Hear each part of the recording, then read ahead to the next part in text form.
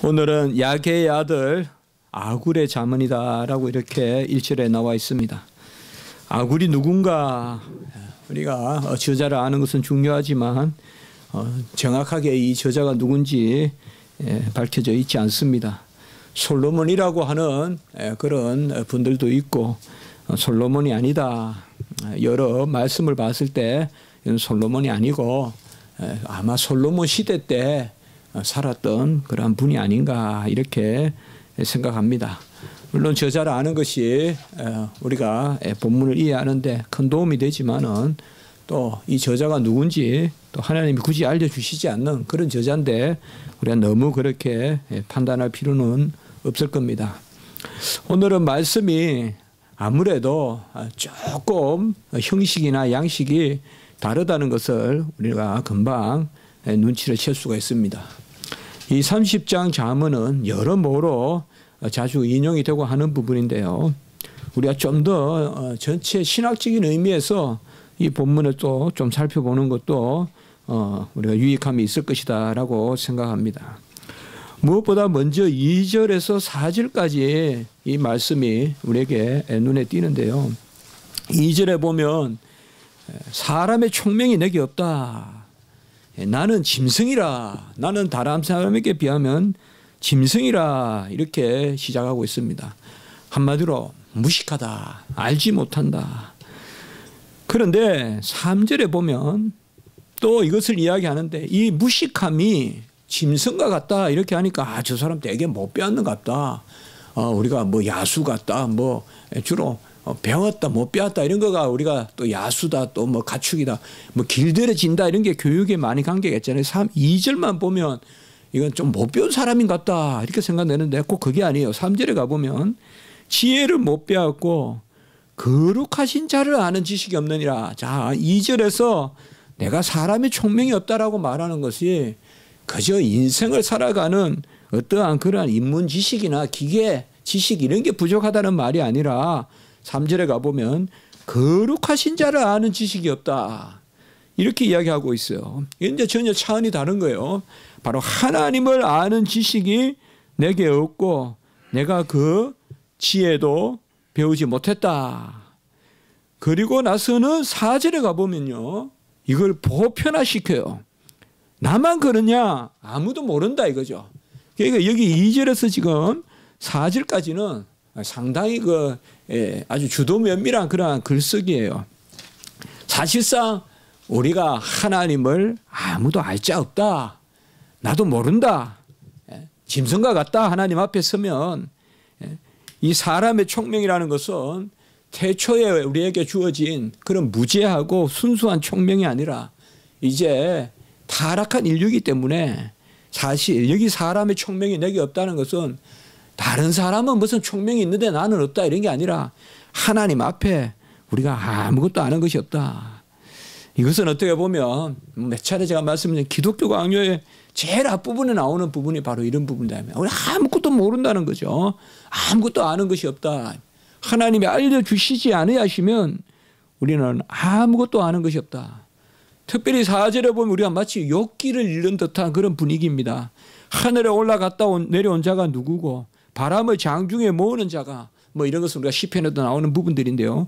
물을 옷에 싼 자가 누구고 땅의 끝을 정한 자가 누구고 한마디로 창조주에 대해서 우리가 알 수가 없다 이거죠. 누가 창조 때 그 자리에 있었으며 그리고 후반부에 보면 하나님의 이름이 누구신지 그의 아들은 또 누구신지 그것도 모른다 이 말이에요. 그래서 이게 오늘 이 시편에서는 우리가 스스로 알 수 없다. 이걸 지금 말하고 있습니다. 어떤 사람 간의 상대적인 지식이 아니라 하나님 앞에서의 절대적인 지식.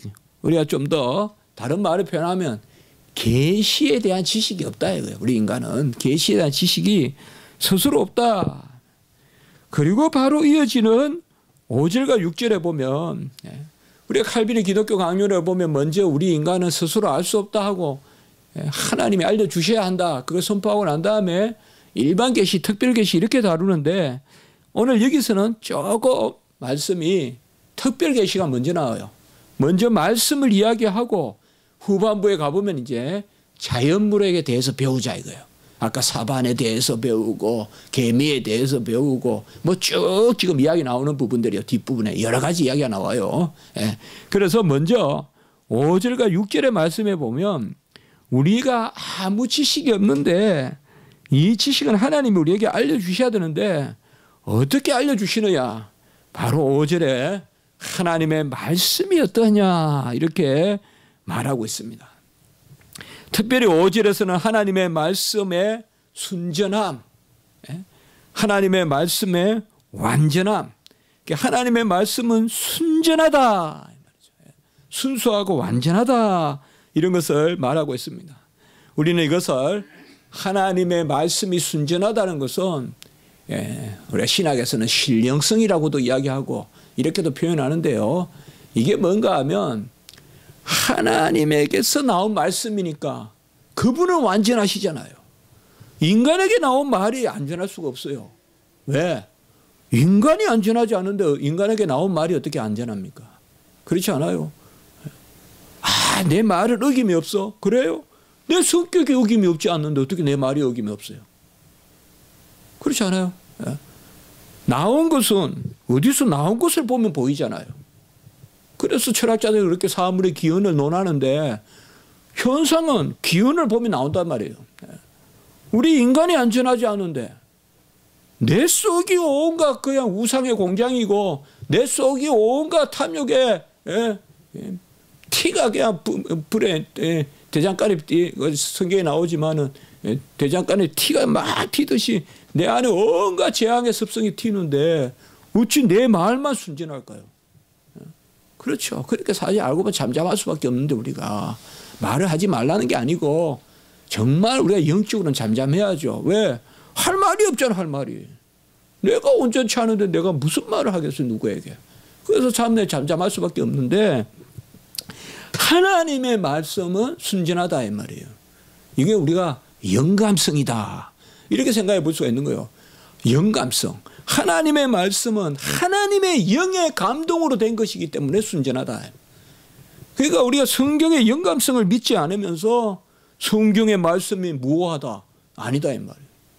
그 학생들이 교수님 성경의 영감은 뭐고 무효는 뭐고 같은 말이에요. 제가 항상 그렇게 이야기하거든요. 성경의 영감하고 성경의 무효는 같은 말이다. 왜?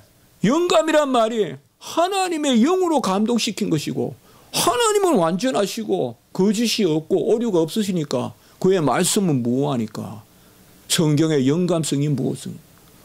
성경의 무효에 대해서 글을 써야 되는데 글이 없어요. 영감성이 무효성을 말하는 거니까 영감성에 관한 글을 찾아가 읽으면 그게 무효성에 관한 거다. 그렇게 이야기하죠.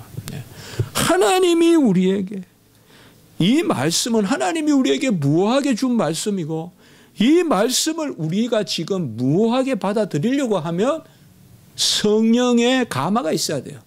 그래서 성령의 영감된 말씀을 지금 성령의 감동으로 우리가 받아야 돼요. 이래서 이 두 단계가 있어야 돼요. 기록에 있어서도 영감이 돼야 되고 수납에 있어서도 성령의 감동이 있어야 된다고요.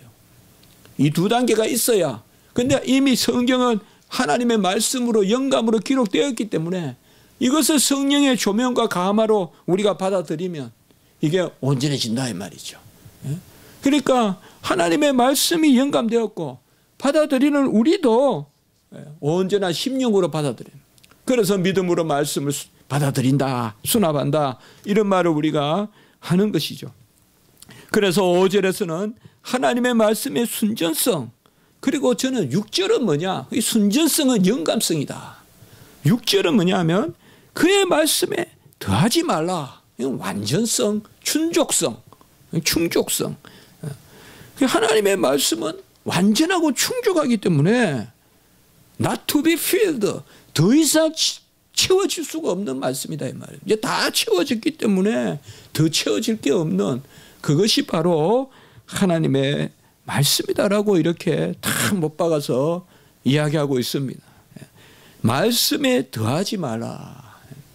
서기관과 바리새인들의 가장 큰 죄가 말씀을 가감하는, 지킬만 하면 막 만들어가 자기 자랑, 말씀으로 자기 의를 드러내려고 하고 지키기 어려우면 싹싹싹싹 이렇게 피해가고 그래서 더하고 빼는 거, 이 가감하는 거, 이게 이제 우리 주님이 가장 그것을 1.1억이라도 경하게 여기지 말라 했다. 그래서 먼저 말씀에 대해서 그렇게 이야기하고 있습니다. 우리는 하나님의 말씀을 받는 자의 자리에 있기 때문에 말씀을 판단해서는 안 됩니다. 교회에 와서 말씀 판단하면 안 돼요. 말씀은 순종하고 영의 역사로 성령의 감화로 복종하는 게 바로 하나님의 말씀을 받아들이는 거예요. 기본 자세가 그렇게 돼야 돼요. 그냥 말씀에 대해서 시시콜콜 따지고 말씀에 대해서 이것은 부족하다 남는다 내가 다 그냥 저울에 올려놓고 청량하고 그것은 온전치 않습니다. 이것이 오늘 여기에 잠언에서 말씀되고 있어요. 그래서 우리가 2절에서 4절까지는 나는 아무것도 모르다. 짐승과 같다. 그런데 하나님의 말씀은 순전하고 하나님의 말씀은 더할 바 없이 완전해서 이 말씀이 우리에게 역사한다. 이렇게 지금 오늘 여기에 말씀하고 있습니다. 여기까지는 우리가 상당히 이 잠언이 아주 앞부분에 오늘 6절까지는 보면 아주 체계적으로 이렇게 진행이 되다가 이제 후반부에 가보면 7절부터는 33절까지 끝에까지 여러 가지 이제 사례들이 나옵니다. 사례들이 나오는데 먼저 보면 7절에서 9절까지 보면 바로 거짓말이나 헛된 것 하지 말고 족할 줄 알아라. 그래서 8절과 9절에 우리가 보면 아주 중요한 말씀이죠. 너무 가난하게도 하지 말고 너무 배부르게도 하지 마라. 너무 가난하게도 하지 말고 배부르게도 하지 마라. 너무 배불러서 하나님을 모른다고 할 정도로 하나님 없어도 삽니다. 이게 하나님 모른다는 거 아니에요. 배부르니까 뭐 기도도 안 하고 그냥 건강하니까 기도도 안 하고 이런 게 있죠. 우리가 배고프면 기도하죠. 몸이 아픈 건 기도하는데 그러니까 여기 지금 그것을 이야기하고 있어요. 그래서 사실 여기 7절에서 8절까지는 뭔가 하면 하나님과 우리 사이의 관계. 그러니까 오늘 이 5절과 6절의 말씀으로 우리가 하나님 앞에 서야 되는데 이 말씀은 하나님이 우리에게 주셔야 되는 말씀이고 하나님부터 나온 말씀이어야 되고 우리는 그 말씀을 그냥 받아서 더하면 안 되고 더하면 안 돼요. 그냥 그대로 그 말씀을 받아서 아멘 해야 되고 그리고 우리의 입장은 뭐냐? 그 말씀을 받는 가운데서 하나님과의 관계를 중심으로 삼자. 그러니까 내가 이 땅에서 많이 가져서 내 수중에 돈이 많고 우리 경내에 사람들이 많이 머물고 내 수하에 종들이 많고 그것을 자랑하는 것이 아니라 하나님과의 관계가 온전해지는 것. 그래서 사실 이랬으면 좋겠어요. 이랬으면. 사실 우리나라도 이렇게 돼야 돼요. 외국의 선진국에 가보니까 그래요. 딱 자기 쓸 거 쓰다가 죽어요. 그게 외국 선진국에 제가 보니까 미국이나 영국이나 뭐 아주 잘 사는 사람은 저는 보지 못했습니다만은 기본 태도가 그래요. 뭐 여기 남겨놓고 이런 거 아니에요. 그러나 자기들이 쓸 것은 정확하게 챙겨요. 노후에도 그거는 이제 국가가 더 많이 보장해 주면 그 사회 보장이 잘 돼 있는 나라고. 그 어떻게 보면 우리는 그냥 쫓기듯이 도적이 쫓기면 도둑놈이 먹을 게 없으면 남 집에 들어가면 가하게 막 꽝꽝 채워가 오잖아요. 그럴 필요가 없는 거죠. 왜요? 후손들도 선진국은 그래요. 후손들도 그냥 쟤들도 잘 살 거라 생각하는 거예요. 선진국은. 우리는 아직까지 내가 뭔가 안 놔두면 쟤들이 어떻게 살까? 내가 상속을 안 해주면 쟤들 뭐 먹고 살까? 이게 아주 우리나라 정신이에요. 그러나 선진국은 뭔가 하면 별일 없으면 쟤들도 잘 살 텐데 뭐 이렇게 생각하는 게 우리 선진국이에요. 사회보장이 돼 있고 해가지고. 그래서 자아 개발해라. 열심히 자기 좋아하는 거 해라. 제가 봐서는 그래요. 그러니까 아르바이트 하는 학생들한테 제가 전에 불어 좀 가르쳐 달라. 그러니까 한 시간에 얼마 이야기 딱 냉정하게 한 시간에 얼마.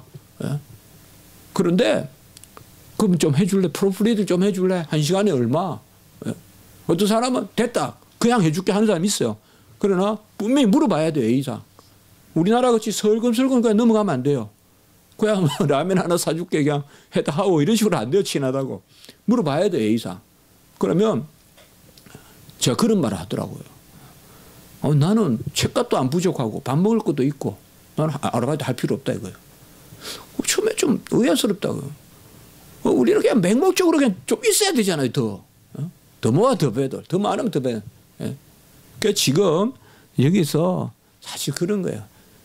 이제 저는 점점 그런 시대는 올 거라고 생각해요. 이제 우리나라가 지금 경제적으로 그렇고 하지만 제가 제 모습을 보고 우리 아버지 모습을 보고 해도 옛날보다는 덜해요. 옛날에는 뭘 남겨놔야 되고 저도 제 자신이 그렇거든요. 어느 정도 아이들이 자립하기 전까지는 교육시킬 수 있고 제가 그냥 나이 들어서 의복이나 입을 수 있고 삼시세끼 밥 먹고 누울 자리만 있으면 뭐가 더 필요하냐 이거예요. 뭐가 더. 안 그렇겠어요? 뭐가 더 필요하겠냐 이 말이에요. 근데 그게 이제 사회에서 그걸 보장해 주면 노후가 그런데 우리나라 노후는 너무 잔인한 노후라고 하잖아요. 아직까지 우리 그건 멀었다고 하잖아요. 좀 다른 나라 잘 확실히 모르지만 여기서 어쨌든 7절과 9절에서 우리가 생각할 수 있는 것은 이건 지금 기자는 이제 10절부터는 쭉 강론으로 가요. 그러나 7절부터 9절까지는 뭔가 하면 하나님의 말씀을 받아서 사는 그래서 하나님을 알게 되는 하나님의 자녀들이 어떤 모습으로 하나님 앞에 살아야 되는가. 바로 너무 가난하게도 하지 말고 너무 부하게도 하지 말라. 이것을 먼저 이야기하고 있습니다.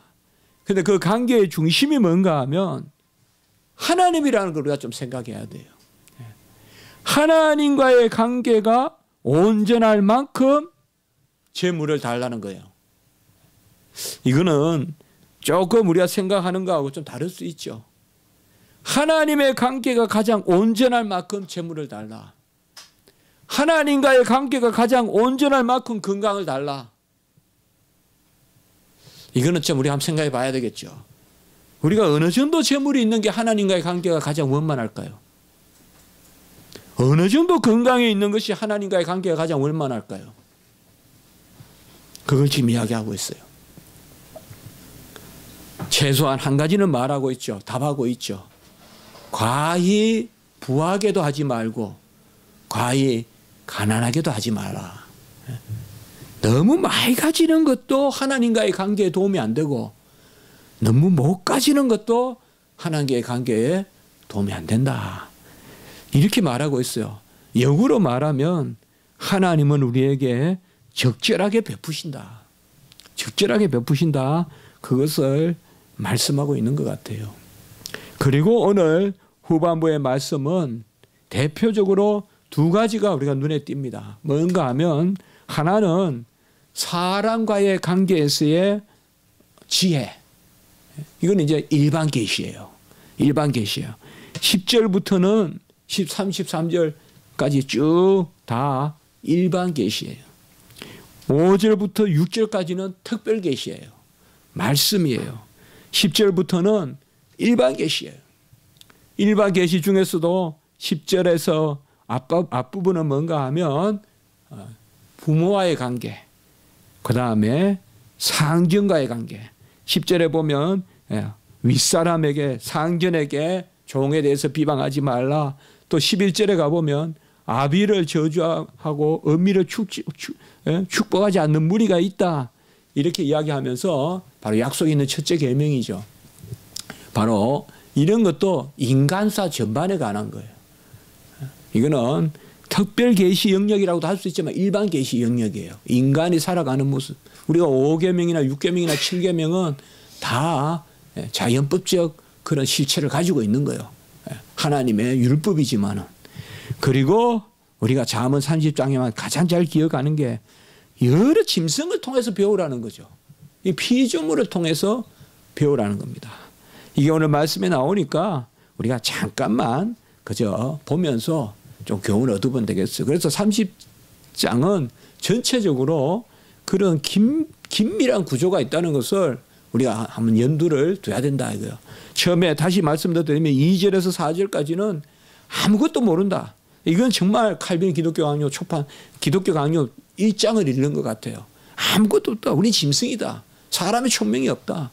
사람의 총명이 없다는 것은 바로 하나님 앞에 타락한 인류는 본래 인간의 총명을 잃어버렸다. 본래 인간에게 주신 원 하나님의 형상의 그 고귀함을 잃어버렸다. 그것을 이야기하고 그 가운데 하나님은 특별계시 일반계시로 우리에게 자신을 드러내시는데 여기서는 먼저 하나님의 말씀에 대해서 이야기하고 있고 그리고는 일반 계시에 대해서 쭉 말하는데 먼저 부모와의 관계, 상전과의 관계를 이야기하고는 이제 피조물에게서 배우라. 피조물에게서 배우라라고 이야기하고 있습니다. 잠깐 좀 보면 15절에 보시면 16절까지 거머리에게서 우리가 뭘 배우느냐. 거머리에게서는 교훈을 배우기보다는 이거는 탐욕을 멀리하라. 거머리는 우리가 피를 뽑아먹는다. 이런 말이 있죠. 아주 피를 뽑아먹는 사람이다. 이게 그렇게 등장해요. 거머리에게는 두 딸이 있어서 다오다오 하느니라 15절에 이야기하죠. 신대원 시험에 자주 나오는데 이런 게 바로 거머리에 다오다오 한다는 말은 히브리어로 하브라고 하는데 맨날 달라 한다. 주도 또 달라고 주도 또 달라. 이 탐욕을 이야기해요. 가장 탐욕스러운 게 뭐냐 16절에 보세요. 소홀히 탐욕을 하는 지옥이 탐욕스럽다 이거예요. 지옥은 막 삼키려고 한단 말이에요. 그 다음에 또 탐욕스러운 게 뭔가 하면 아이를 베지 못하는 태가 탐욕스럽다. 얼마나 아기를 갖고 싶어 하느냐 뭐 그런 이야기고 물을 채울 수 없는 땅이 이 말은 가물대 땅이 탐욕스럽다. 그렇게 표현을 하고 있어요. 그리고 불이 탐욕스럽다. 불은 다 삼키잖아요. 참 표현이 참 재미있죠. 지옥이 확 삼키고 아기가 없는 태가 말았을 때 얼마나 간절하냐. 하여튼 그런 좀 부정적인 이야기예요. 먼저 거머리와 같이 탐욕스럽지 말라라고 이렇게 교훈을 줍니다. 그리고 18절에서 20절까지는 보면 심히 기이 여기고도 깨닫지 못하는 것이 몇 가지 있는데 기이한데 깨닫지 못하겠다. 여기서는 인생의 허무함을 이야기하고 있다. 우리가 대충 그렇게 볼 수가 있어요. 독수리가 공중에 싹 날아가지만은 그 자취를 쫓아갈 수가 없다 이거지. 우리가 뭐 비행기도 못 쫓아가지. 독수리가 탁 날아가는 흔적이 어디 있냐. 뱀이 바위 위로 반석 위로 가는 흔적이 어디 있냐. 바다에 배가 지나간 흔적이 어디 있냐. 이렇게 이야기해서 허무하다. 바로 인간이 남길 수 없는, 쫓아갈 수 없는 그런 것이 몇 가지 있다라고 이야기해요. 이것은 상당히 좀 다르죠, 솔로몬하고 우리가. 그래서 이제 이 주석에서 보니까 이것은 솔로몬이 쓰기 어렵다. 이거는 어떻게 보면 요새 철학자들 모습하고 비슷해요. 지금 딱 이제 좀 문학적이라고도 할까요? 좀 허무하다 이 말이에요. 또 남자와 여자가 막 그렇게 사랑하는 것 같아도 흔적이 보면 다 없다 이거죠. 남는 게 뭐가 있냐. 허무하다. 이걸 배우라는 거예요 지금. 그러니까 여기서 우리가 특별히 뭐 설명할 게 없어요. 일반 사물을 통해서 배우라 이거예요. 우리가 반면교사도 삼고 아까 거머리에게서는 탐욕스럽지 말자는 걸 배우고 그 다음에 독수리가 확 소리 지르면서 막 큰 날개로 지나가지만 그것도 헛되다 이거죠. 지나가고 나면. 그렇게 그냥 창공을 가르지만 흔적이 뭐가 있냐. 뱀이 바위를 지나가 흔적이 뭐가 있냐. 배가 바다 위를 지나가 흔적이 뭐가 있냐. 뭐 시인의 눈에 그렇게 안 보이겠어요. 허무하다 이거. 지나갈 때는 쫙 큰 바다를 가르면서 작은 통통배도 가면 바다가 쫙 갈라지는 느낌이 드는데 금방 또 싹 그냥 바다는 딱 이렇게 되잖아요. 그리고 21절에 보면 세상을 진동시키며 세상을 견딜 수 없는 것. 이것은 불의하고 부정적인 것이다라고 이렇게 이야기하는데 어떻게 보면 이것은 우리가 알 수 없는 것이다 이 말이죠. 세상에 견딜 수 없는 것이 뭔가 하면 종이 임금이 된 것, 미련한 자가 배부른 것. 아이 저 사람 지혜도 없는데 배가 부르고 잘 먹고 살고 종이 임금이 돼 있고 뭐 회록과 같은 사람도 뭐 크게 보면 그렇다고 볼 수 있잖아요. 어떻게 보면 물론 종은 아니지만. 네. 그 다음에 미움받는 여자가 시집가고 저런 사람을 누가 데려갈까? 뭐 싹 썩이고 그냥 언제 그러냐 식으로 아주 여주승려같이 해서 또 좋은 사람하고 결혼하고. 그러니까 인생의 어떤 다변적인 그걸 이야기하고 있어요. 무슨 뭐 우리가 신학적으로 설명할 건 없어요. 그러나 여종이 주모를 잇고 좋은 뜻은 아닙니다. 지금 여기는 여종이 주모의 자리를 빼앗는 거예요. 딱 쏘기가지고 빼앗고 이러한 일들이 견딜 수 없는 일들이 이 세상에서는 일어난다. 그러니까 배우라. 뭔가 앞에서는 거창하게 뭐 말씀은 순전하고 말씀을 더하지 말고 근데 이게 실제로 삶에서 배우라 이거 삶에서. 이런 게 이 30장이 우리에게 교훈하는 바 같아요. 살면서. 그리고 이제 또 24절에 보면 땅에 작고도 가장 지혜로운 것이 내시 있으니 이거 우리도 시험 칠 때 나왔던 것 같아요. 여기 내 짐승에 들어가지 않는가 하면서 1, 2, 3, 4 해가지고 가장 작고도 지혜로운 것이 4가지가 있으니 또 배우라는 거죠. 첫째는 개미다. 개미는 우리나라에서 개미를 생각하는 거와 비슷한 것 같아요. 뭐 만국 용어 개미는 뭐 영어 표현에도 보면 개미는 부지런하게 표현이 되잖아요. 힘이 없는 동류로 돼 먹을 것을 미리 준비하는 개미. 그러니까 개미를 통하여서 미리 준비하는 것을 배우라.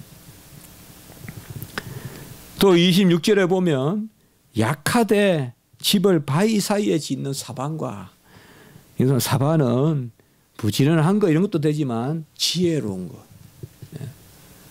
그러니까 평지에 지으면 습격당하니까 이 사반이라는 것이 뭐 다람쥐 같이 생겼으면 여우 같이 좀 큰 다람쥐 같이 생겼다 할까요?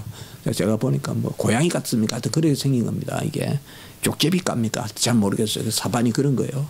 뭐 구체적으로 알 필요는 없지만 우리는 있으면 거기 가면 많아요. 사반이 강야에. 그러니까 이 사반에게 배우라는 거예요. 집을 높은 곳에 짓는다. 그리고 때를 지어 다니는 메뚜기. 오지 앞에 누가 따라오라 안 해도 서로 협력하고 같이 모여 다니고 그런 것이 메뚜기와 그리고 손에 잡힐만 하여도 왕궁에 있는 도마뱀과 뭐 이것에 대해서는 주석이 뭐 일치하지 않더라고요. 그러나 왕궁에 있는 도마뱀이다. 이것도 역시 지혜로운 것, 막 그런 걸 이야기하는 것 같아요. 그러니까 이런 것들에게서 또 배우라라고 이렇게 이야기합니다. 뭐 저는 뭐 시간이 여기 그렇고 해서 이 설교를 한 2번인가 제가 들어본 적이 있어요. 한 번은 신학교에서도 누가 이 설교를 하더라고요. 꽤 진지한 설교를 해야 되는 순간에 이 설교를 하더라고요. 그래서 어떻게 저걸 설교할까 하는데 아예 막 사진도 가져오고 해가지고 사반이 이렇게 생겼다 하고 그런데 기억이 나는데 이런 설교는 쉽지는 않아요. 막 메뚜기는 어떻다 사반이 어떻다 그래서 사반같이 살아야 된다 이렇게 설교하면 뭐가 또 일리는 있어요. 있으나 우리가 너무 어렵게 그렇게 안 해도 또 우리 한 장을 다 봐야 되니까 이 4가지에서 배우라. 어쨌든 지혜롭다는 거죠. 사실 뭐 개미에게 100% 배울 수 있겠어요. 그러나 개미에게 배울 점은 있다. 이게. 사반에게 뭐 다 배우겠어요. 근데 사반이 뭐 냄새 난다. 이러면 그 배울 건 아니잖아요. 근데 두꺼비 도마뱀이 너그너그거야 너르너르 그런 걸 배우라 하겠어요. 그러나 그걸 또 인내로 생각하면 우리가 배울 거죠. 이렇게 보면 느릿느릿해 보여도 또 좋게 보면 그게 인내로 보이고 지혜로 보이고 그러니까 지금 여기서는 잠언 30장에서 그거예요. 다른 게 아니라 제가 그렇게 풀어보려고 하는 거예요. 아무것도 모른다 우리 인생은. 그러나 하나님 안에서 특별 계신 말씀과 일반 계신 피조물을 통해서 우리가 다각도로 배우라는 거죠. 다각도로. 그걸 이야기해 주는 거예요. 미물 하나를 보더라도 개미 하나, 거머리 하나 보더라도 좋은 거는 좋은 거대로 배우고 나쁜 것은 그래 안 해야지 하면서 배우라는 거죠. 어떤 성경에서만 배우는 게 아니라 일반 피조물 가운데서도 배우라. 그것을 이야기하고 있습니다.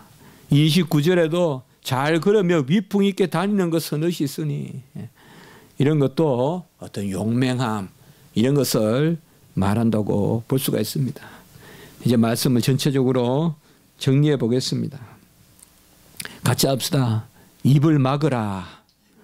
32절의 마지막 부분에 보면 내 손으로 입을 막으라. 아까도 제가 말씀을 드렸죠. 우리는 내가 조금 되면 된 줄 알아요. 내가 조금 알면 다 아는 줄 알아요. 내가 조금 의지가 있으면 막 그냥 내가 그냥 장군이라도 할 것 같이 생각해요. 입을 닫으라.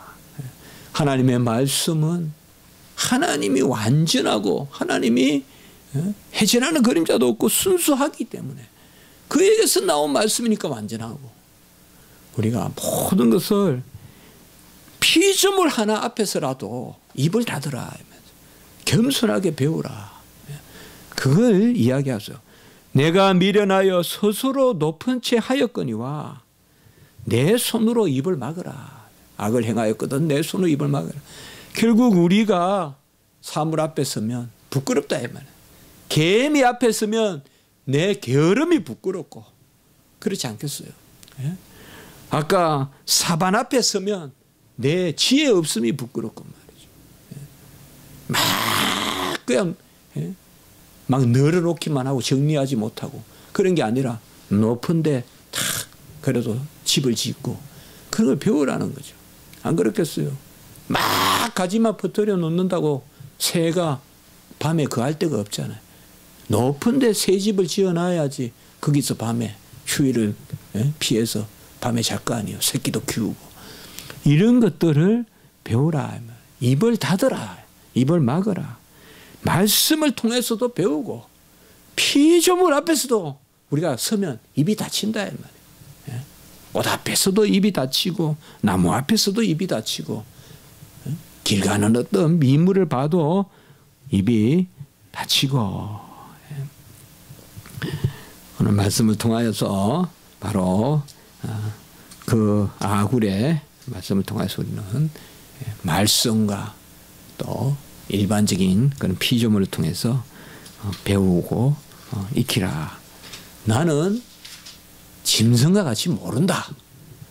이게 좀 거창하게 말하면 우리 개혁 인신론이다. 개혁 인신론이다. 우리는 아무것도 모른다. 하나님이 알려주셔야 한다. 그게 개혁 인신론이다. 일반 계시도 특별 계시도 하나님의 은총으로 주신 것이다. 아는 게 은총이다. 그것을 그래서 내 입을 막아라. 내 손으로. 그것을 말씀하고 있습니다. 한번 기도드리겠습니다. 거룩하고 자비로우신 하나님 아버지, 조금 알면 다 아는 것 같고 조금 뛰면 높이 뛰는 것 같고 이런 교만함이 우리에게 있습니다.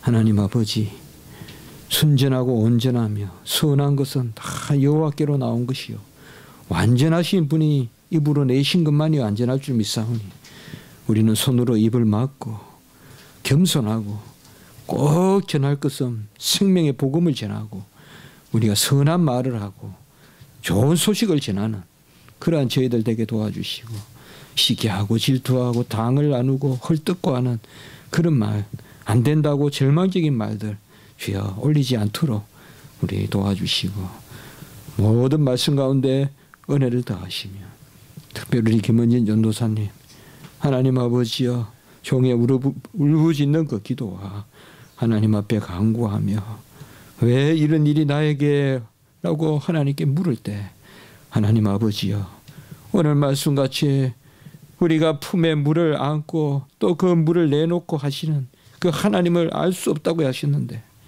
정말 그 가운데서도 하나님의 큰 은혜가 있을 줄 믿습니다.